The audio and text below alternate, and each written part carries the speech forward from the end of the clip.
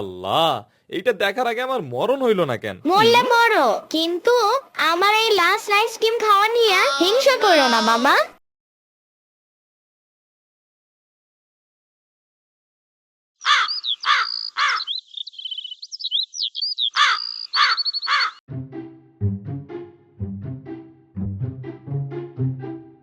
কি রে ইয়ামিন, টুপি উল্টা কেন? আর এই কাগজে কি আঁকাআঁকি করতাছস? সাম্বা, কথা কম বলো। দেখছো না আমি একটা প্ল্যান করতেছি? কালকে থেকে রোজা। এবার আমি ঠিক করছি একটা রোজাও মিস দিমু না। ওরে বাবা, সূর্য! কোন দিকে সূর্য উঠছে আজকে? তুই রোজা রাখবি? তুই তো 1 ঘন্টা পর পর চিপস আর চকলেট ছাড়া বাঁচিস না। ওইটাই তো সমস্যা। এর জন্যই আমি একটা রোজা রুটিন বানাইতাছি।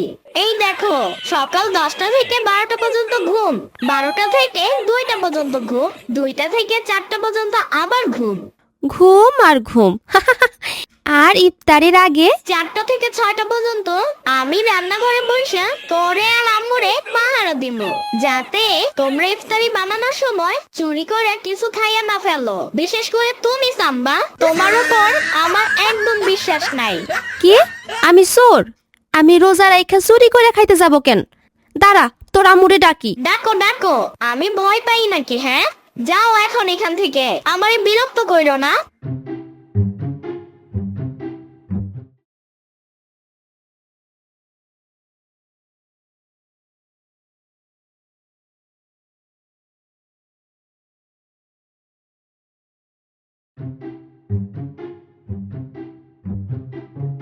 এ কি আমিন, রোজা কালকে আর তুই আজকে এইসব সাইপাশ দিয়া ঘর ভরে রাখছস কেন? আম্মু, তুমি বুঝবা না, এইটারে বলে স্টক ম্যানেজমেন্ট। রোজার মাসে যাতে আমার এনার্জি শেষ না হয়, তাই আজ রাত 12টার মধ্যে এই সব কিছু আমার পেটে পাঠাইতে হবে। লোডশেডিং হওয়ার আগে যেমন আইপিএস চার্জ দেয়, আমিও নিজেকে চার্জ দিতাছি। ওগুলো তুমি বুঝবা না। ওরে আমার আইপিএস রে, এখন তো নাটক করতেছিস। কালকে সেহরিতে যদি তোরে ডাক দিয়া না পাই, তাইলে কিন্তু ইফতারের সময় তোর প্লেটে কিচ্ছু যাবে না। 2টা শসা আর পানি থাকবে, কোনো বেগুনি পেঁয়াজও জুটবে না কপালে। না না আম্মু, আমি তো এমনি বইলো না, আমাকে একটা ডাক দেওয়ার সাথেই উঠা যাব। তুমি জানো আম্মু, টাইসনকেও ট্রেনিং দিতেছি রোজার জন্য। দেখছো, টাইসনও হ্যাঁ বললো। আমি এবার সব রোজা রাখবো, সাম্বার থেকেও বেশি রোজা রাখবো, দেখো।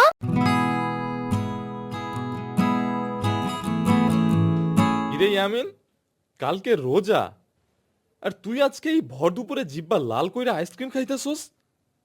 আল্লাহ, এইটা দেখার আগে আমার মরণ হইল না কেন? মরলে মরো, কিন্তু আমার এই লাস্ট আইসক্রিম খাওয়া নিয়ে হিংসা করো না মামা।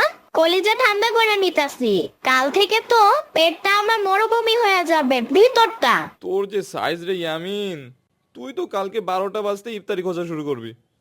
তুই নাকি আবার রুটিন বানাইছস শুনলাম। ওই মিয়া, নিউজ কে দিছে তোমারে?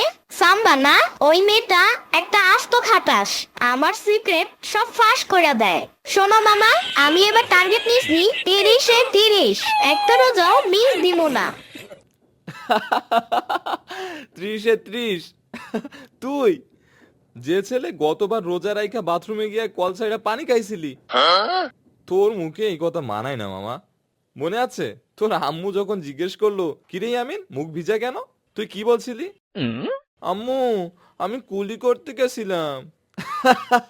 মামা, চুপ করো। ওইটা তো ছোটবেলার ভুল ছিল, এখন তো আমি বড় হইছি। আচ্ছা, দেখমুনে কত ধানে কত চাল। কালকে আসরের পর তোরে দেখমু, যখন তোর মুখটা শুকাইয়া শুটকি মাছের মতো হইয়া যাইব।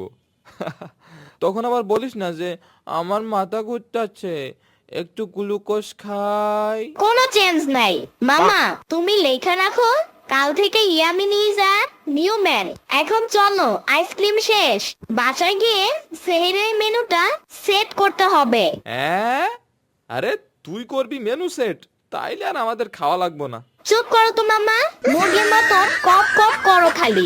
আমি মুরগি হইলে তুই আস্ত একটা গাধা। যা বাসে গিয়ে ঘুম দে।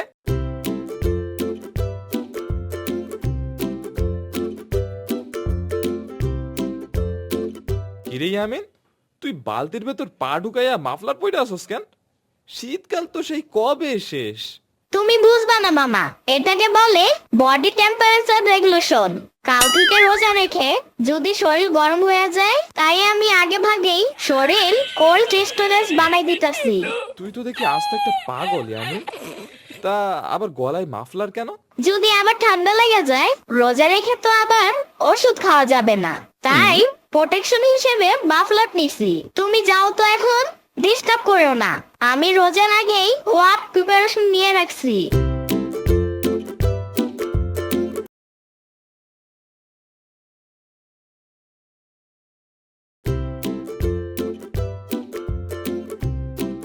আম্মু, পেঁয়াজুতে কি আদা দিছো?